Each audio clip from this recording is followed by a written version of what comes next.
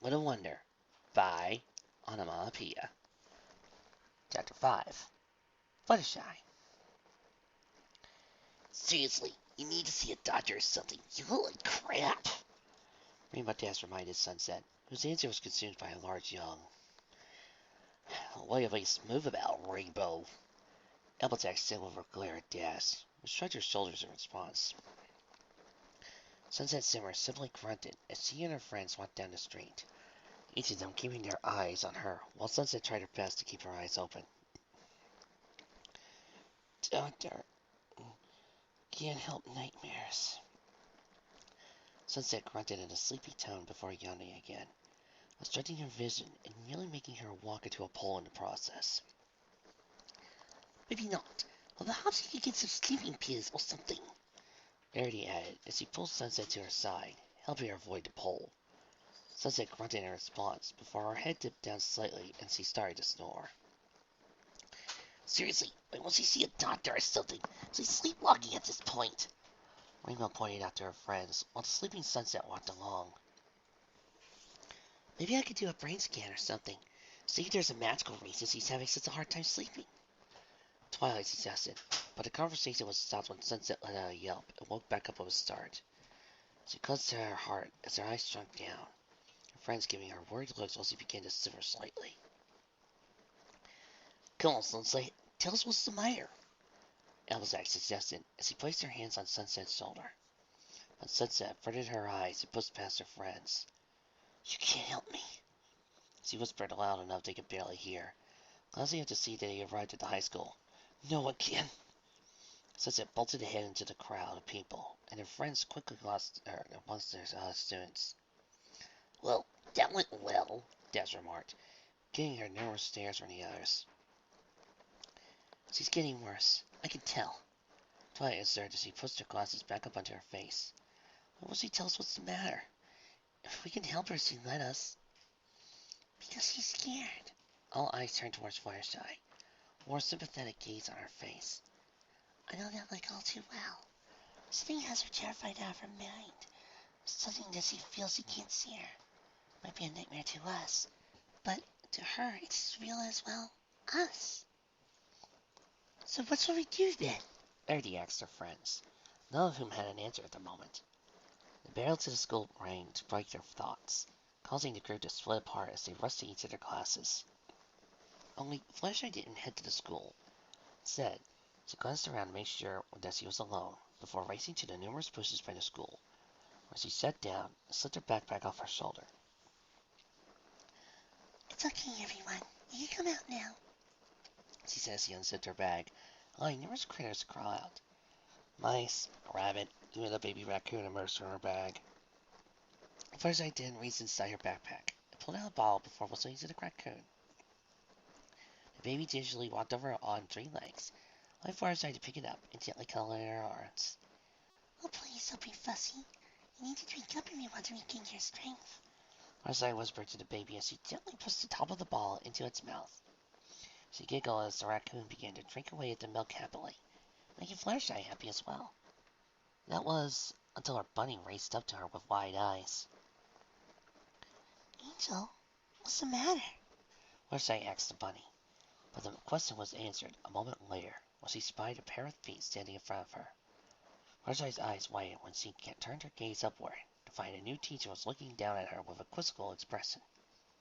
The animals all raced around Fluttershy as he remained frozen in place under the teacher's gaze, her voice barely a squeak while Diana walked up to Fluttershy. Hello, Fluttershy. Quite the assortment of animals you have. Diana then sat down across from Fluttershy and held out a hand to the mice, who stood there at once without hesitation, before racing back to Fluttershy. Diana said nothing about the mice, instead looked at her gaze to the girl with the pink hair who was still completely frozen. Don't worry, you're not in trouble, and I'm not going to tell Celestia about the animals. Fluttershy finally let out a sigh of relief, which Diana noticed also caused the animals around her to become more relaxed as well, except for the bunny, which seemed to keep an eye on the sky with dread. You're not? Fluttershy meekly asked Diana, smiled as she shook her head. Animals aren't allowed in the school, and you're a teacher. Yes, But we're not in school right now, are we? Diana asked Fluttershy. Her eyes widened before a small smile spread across her face. Diana then glanced at the baby raccoon, who was still happily drinking away at the bottle. Her eyes caught the hind leg of the creature, and the experience told her that one of the legs was injured. It's nice of you to take care of the wooded animals, but wouldn't it be better if you took it to a vet? Well, I wanted to, but this little guy was in such bad state when I found him on the side of the road. I couldn't risk making the trip. Fluttershy explained as the raccoon finished the drink, letting out a small yawn before it fell asleep in Fluttershy's arms. So I've been taking care of him, even having to sneak him into school so I can keep an eye on him. That's noble of you, but shouldn't you be in first class right now? Diana asked Fluttershy, who hid behind her hair a moment. Well, my first class is one that I generally do really well in, and the teacher, Discord, doesn't seem to mind me being late or not showing up. Fluttershy nervously stammered out, hiding even deeper in her mane as Diana raised an eyebrow at her. What about you? Shouldn't you be teaching right now? Oh, don't worry. Athena is teaching for me right now. Fluttershy was tempted to giggle at Diana's joke, but the laugh never came as he realized Diana was being dead serious. Upon hearing the owl was nowhere near them, Angel finally stopped staring at the sky and hopped over to Fluttershy, while giving Diana a nasty look. I don't think your rabbit likes me. That's Angel. I'm really the only one he likes. Fluttershy explained as the rabbit hopped over to Fluttershy's backpack and began to toss out books in search of food. The two then sat in silence for a few moments, before Diana decided it was time to ask a question. Fluttershy, have you heard anything about there being magic at this school? Diana was keeping a close eye on Fluttershy's face. The moment the word magic left her mouth, Fluttershy's eyes widened. She then hurriedly started to get the animals back into her bag, gently resting the sleeping raccoon inside as well, before slipping the backpack over her shoulder and hopping to her feet. I'm sorry. I really gotta get to class and understand everything you understand. Bye. Fluttershy then turned and ran as fast as her legs could carry her, racing to the side of the school and giving Diana one last look that the teacher read as uncertainty before turning the corner. Well, Fluttershy was the wrong one to ask, Diana muttered to herself as she leaned against the building, glancing down to see Fluttershy had forgotten the ball for the raccoon. She picked up and gazed at it, going over her plans once more. She knows something. That much is clear by her reaction, but I don't want to force the truth from her. Not like that. But I've seen and felt the magic here. Maybe one of Sunset's other friends will be more cooperative. Applejack seems like a reasonable one. Maybe I'll try. Diana's thoughts were cut off as the sound of space and time ripping apart caused her to spin around.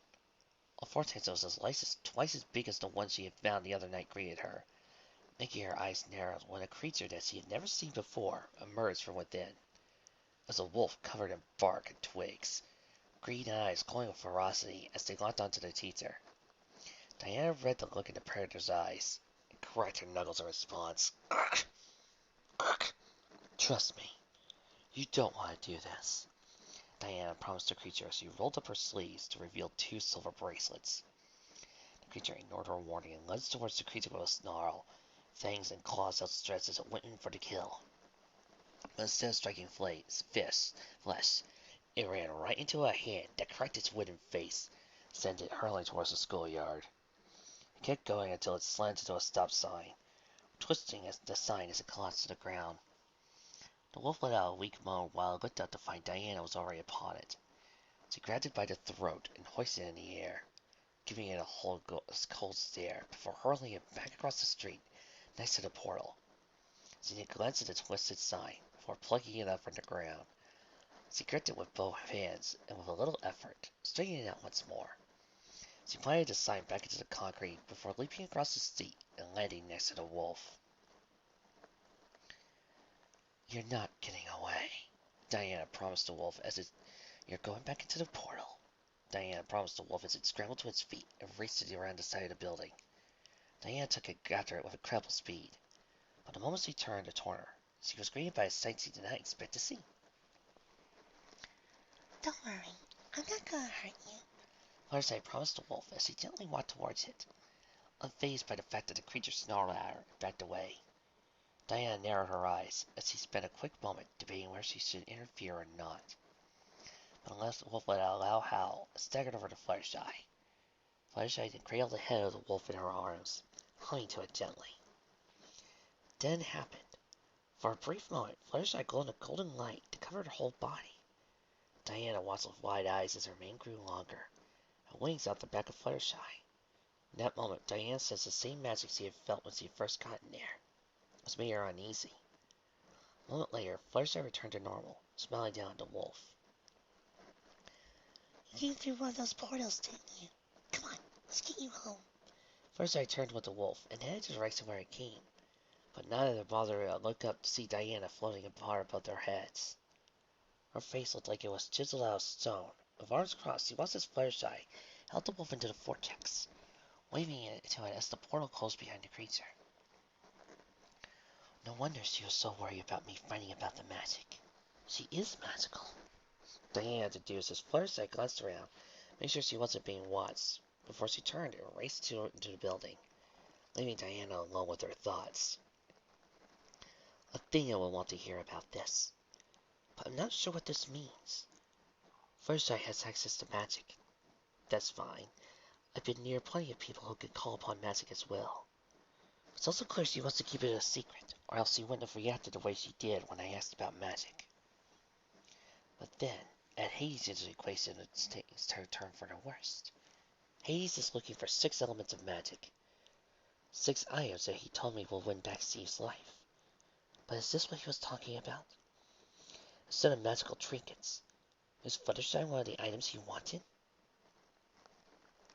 Diana shook her head as she descended back to the ground, glancing at the clock to see it was almost time for class to wrap up, and she was still needed to make sure everything was right with her class. She rolled down her sleeves once more to hide the bracelets, while calming her emotions at the same time. I need more information. But Celestius was right. Sunset's friends do seem to be in charge of the magic around here. But why keep it a secret? Diana asked herself as she walked into the school and headed for her classroom. Any other students know about it? What does Hades really want with the magic? Things just keep getting more and more difficult. Diana opened the door to her classroom, wanting to find out Athena had a piece of chalk within her talons, writing out instructions and questions on the board. Every eye in the room fell upon Diana, who gazed over her morning class to find each of them had expressions of disbelief instead of fear. What? None of you were taught by owls growing up? Okay, I just got this weird thought in my head of Themyscira, Diana being taught by an owl, and one of her teachers turns around. Then the next thing you know, she turns around and Diana's busy playing with the owl, petting it, feeding it. It's really adorable. Honestly, I was not expecting to hear from you again so soon. A voice sat behind a large desk in a revolving chair set into her phone. No, it's not a problem at all. I'm always delighted to talk to one of the most generous donors to our school. I'm glad to hear that, Principal Sense, because I have a favor to ask of you. Favor? Well, I can't turn down any request of yours, especially after you helped me regain my reputation after those disastrous friendship games. The principal said into her phone with a laugh. Then she heard the request from the other end, and her face fell slightly. You wish for me to transfer 3 students you handpicked to Canterlot High, but there are so many other students. No, I'm not arguing. If you wish me to, I'm certain there will be no problem. Goodbye. Principal Simpson hung out the phone across her fingers, wondering herself why she would ask for those 3 students in particular. She struck it off. And pressed the button on her machine, which caused Dean Keynes to enter her room a few moments later. You called for me, Principal. Indeed I did. Here's a list of 3 students that I wish for you to bring to my office at once. Since instructed the Keynes, as he held out names to the students to her, making Keynes raise an eyebrow, before nodding to the principal and leaving the room. I may not know what the full plan is, but as long as it helps me get back at those blasted mask users for humiliating me, I do not care. But I will show that my school is supreme, as we have always been. Chapter 6. Sweet Dreams. Not Diana. Now that you've been here for 2 weeks, what do you think of our school so far? I'm gonna ask Diana, since you walked down the hallways filled with students, most of whom moved out of the way of the teachers. I've heard from students how most seem to listen to you, though I can't help but feel that they might be afraid of you. I'm an intimidating person. I try not to be, but when you're raised like I was, it comes naturally. Diana explained to Luna, who raised an eyebrow in response. But I like the students. Most of them. Rainbow Dash keeps getting on my nerves. Some of the other students aren't even trying. But the rest seem like good souls that just need a little help. Yes, Rainbow Dash can be a bit of a problem academically, but she does have incredible talent on magic. Luna whispered under her breath, not knowing that Diana could hear her lying. Isu, your husband said Simba in one of your classes, correct? How's he doing? Sunset made sure to watch Luna's face carefully, out of the corner of her eye when she answered. She's been falling asleep a lot in class, and when she manages to keep herself awake. I don't believe I've had a single class she's made it all the way through awake. Ah, Luna responded, biting her lip. But she's an intelligent student, and one that's trying her best. That's one of the reasons I haven't docked her any points yet, Diana continued. Luna gave Diana a stunned look at the news, while the other teacher's eyes narrowed. And I know lack of sleep isn't her fault. She's being plagued by nightmares. Nightmares that have her scarred for life. I just wish I knew what would help to help her. So do I, Diana. So do I. Luna agreed before thinking the problem over in her mind. But then the teacher was distracted by something she saw posted on the wall outside the cafeteria. Something that made her snarl slightly. So that's why Sister I was so insistent I'd go with you to the cafeteria. Because it's freaking Taco Tuesday. Do you not like tacos? Diana asked. Then both of them heard the sounds of shouting and screaming coming from the other side of the doors, followed by a tray of food striking the windows in front of them. No, Diana, I love tacos fine. It's just that for some strange reason, every time it's Taco Tuesday, something bizarre happens in this school. Luna snarled as he glanced through the other window to see what the damage was. First it was the siren singing, and then it was some kind of serpent that nearly turned the kids to stone, and Luna realized what she was saying.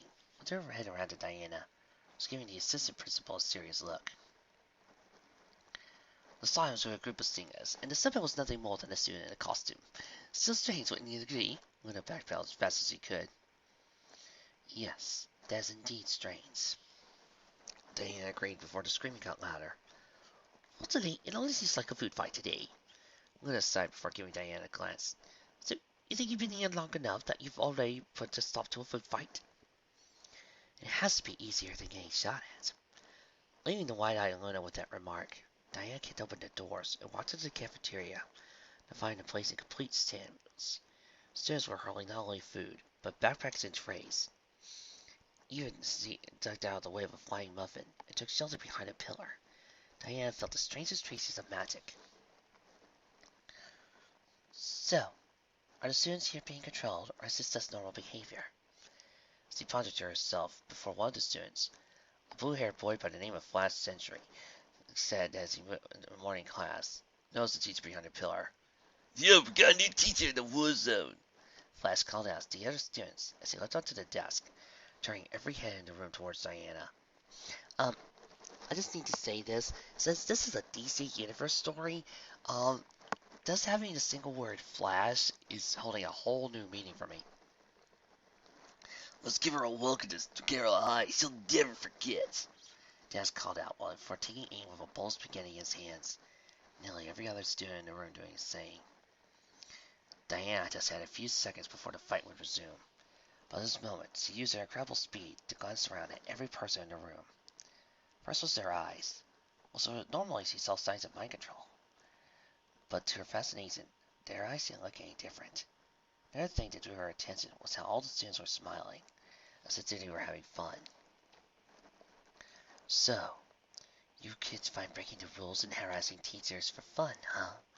Diana thought as she stamped down a tray that rested near her feet, launching out the floor and into her hands. Just as the students began to fling food towards her. Then let's have fun. With precision that very few others could match, Diana began to swat and deflect the food items that were hurled at her out of the way. a smile crossing her face when the student's jaw dropped for a moment, before a look of rage flashed across Flash's face. Look that no student should be able to make. So, something is wrong here. Time to find out what. Diana then began to walk to the center of the room, using her terrain to deflect everything that was thrown at her. Dozens of students tried harder and harder to hit her, some of them throwing things like forks and metal trays. While style still on her face, Diana managed to deflect anything that came at her.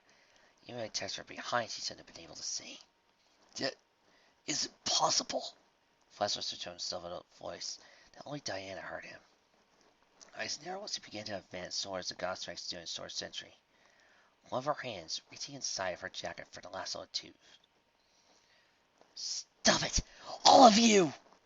Every head in the room, including Diana, turned to see Sunset Simmer standing in the doorway to the cafeteria. Black bags under her eyes that burned like fire. Diana took a quick glance around to see most of the students had stopped moving at her arrival, and none of them threw anything as Sunset walked into that room. We are Canterlot High. We are the students that fought back against Crystal Prep and fought up against the spell of the Sirens. And yet all of you are acting like... Sunset tried to finish before she let out a yawn. We are better than this. Our schools should learn to act like a team, not throwing food at one another. To the surprise of Diana, the room seemed to calm down at Sunset's words. The students began to lower their arms and gazed at Diana with guilty looks. Only Flash remained unfazed by Sunset's words, but Diana could still only gaze at Sunset with an impressed gaze. Well done, Sunset said with praise to Sunset, which smiled tiredly at the teacher, before gazing at the students who had stared at her to clean up the room.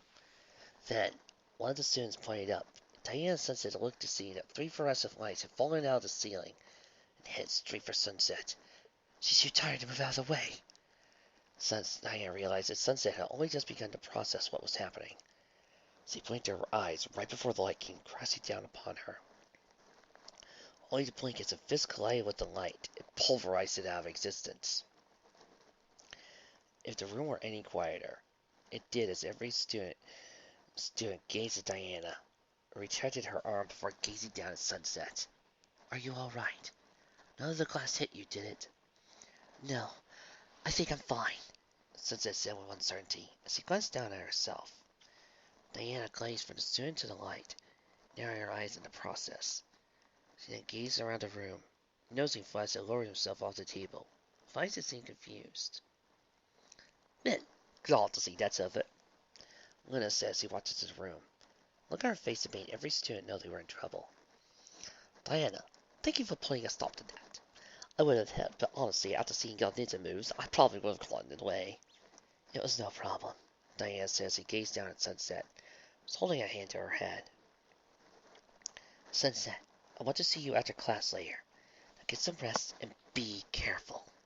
Sunset nodded as he left the cafeteria, while Luna turned towards Flash and motioned for him to join them. Well, Flash, what do you say for yourself? Luna asked the boy when he walked over, a tone of voice telling Diana he was extremely angry. Flash blinked once to confuse his reply, further angering Luna. Flash, for this little food fight of yours, I have no choice but to detention Flash tomorrow with me. Diana put it in before Luna could finish, her words causing Luna to turn towards her with shock. Diana swiftly moved aside Luna and placed her mouth close to the assistant principal's ear. I do not believe Flash was entirely in control of his actions. There must be something wrong here. Very wrong. Luna gave Diana another strange look, while Diana walked out of the cafeteria, continuing to assault Athena before deciding on their next move. The last of the students cleared out of the classroom as Diana finished erasing her notes from the whiteboard. Turning around, finding Sunset was asleep in her seat once more. As Diana watched, Sunset's face became distorted, and she began to whimper slightly as she tossed and turned. In a few more moments, Sunset shot up in her seat, her face pale as she held a hand to her heart. I fell asleep in class again, didn't I? She asked after having a moment to recover. Diana's nod causing Sunset to groan. She held her head in her hands. So sorry. All I can seem to do nowadays is mess up. Diana and Athena shared a glance, before Diana walked over to Sunset, sitting down at the desk before her, placing a hand on Sunset's shoulder. Sunset, what is the matter? And please, be honest with me. Sunset averted her gaze from Diana, was unable to hide the fear in her eyes. It's nothing. Nothing you can help me with. Do you need to see someone who can? Maybe a sleep doctor or... No, no one can help me. Not with this. Diana's face hardened at her words. She placed her hand on Sir Sunset's chin, letting the girl's eyes to see that she was looking directly into Diana's. Sunset, I've dealt with problems the likes of which you would not believe. I am your teacher. I'm not only here to teach you, but to help you when you need me. You can trust me. For a long moment, Sunset gazed up into Diana's eyes, before letting out a sigh and hiding her head in her arms. I've been having nightmares. Terrible nightmares. In them, my friends need my help, but unable to help them. Some of the worst ones, I'm actually the one that kills them. And at the end of my dreams, this thing with metal limbs tells me how I'm going to fail, and how I'm going to be the one responsible for the downfall of this world. All because I'm not good enough. And then it kills me, over and over. And you believe it? Diana asked, those moments of silence. Of course, because it's right, Sunset said with a nod, because I failed those who believed me in the past. And nothing more than a do not finish that statement. Diana cut her off with such force, Sunset actually managed to open her eyes all the way in surprise. In the 2 weeks I have been here, I have had no other student that has impressed me as much as you. You are exhausted, to the point where you constantly pass out, but you still manage to do well on tests. Earlier today, you stopped students from throwing a massive food fight with nothing but your words. You're an amazing person, Sunset. You shouldn't listen to what a nightmare has to say. I'm scared, Diana. Sunset finally admitted to Diana. Sunset's body shivered as she wrapped her hands around her arms, gazing down at the desk, shaking with her fear. Scared every time I fall asleep, this thing in its voice will be there. Scared one day I'll go to sleep and won't wake up. I'm so scared. This nightmare will kill me. Diana gently gazed down at the student, who was shivering in her seat, wondering what she could do to help. Diana then reached into her jacket with one hand, placed the other over Sunset's. Sunset, do you trust me? Diana asked Sunset, gazed back with her scared eyes. If you do, I want you to try and sleep here. Trust me, Diana continued, before Sunset could argue. And I promise this time will be different. For the longest moment of her life, Sunset gazed at Diana, as she took a sticky breath, and lowered her head into her arms. How tired she was, it only took a moment before Sunset was fast asleep on her desk. Not only did Diana sense that Sunset was asleep, she slipped the lasso of truth out from her jacket and gently placed it into Sunset's grasp. What are you doing? Athena asked Diana, as the teacher stepped away from the desk, watching Sunset's face with held breath. Sunset let out a sigh as her hand began to glow gold, for a smile spread across her face. This nightmare that Sunset has been having has been telling her she's a failure, and so she'll be the downfall of her friends, that she's better off dead. Diana informed Athena, who raised an eyebrow in response. After being subjected to those lies, I think she was starting to believe them. And that's why you gave her the lasso. Correct. I don't care how powerful the nightmare or strong the lies. Without lasso, Sunset will only be able to dream about the truth about herself. And from the look of her face, Diana said as he glanced over at Sunset, who was sleeping with a smile spread across her face, finally resting peacefully. I say she's finally having a good dream. Diana then walked over to her desk, pulled up papers she still had to grade. She knew that with her super speed, she could grade them all in a matter of moments. But as he glanced over to Sunset, who was still sleeping with a smile on her face, a smile spread across Diana's face before she turned back to the papers, planning to take a long time grading them, as long as Sunset needed.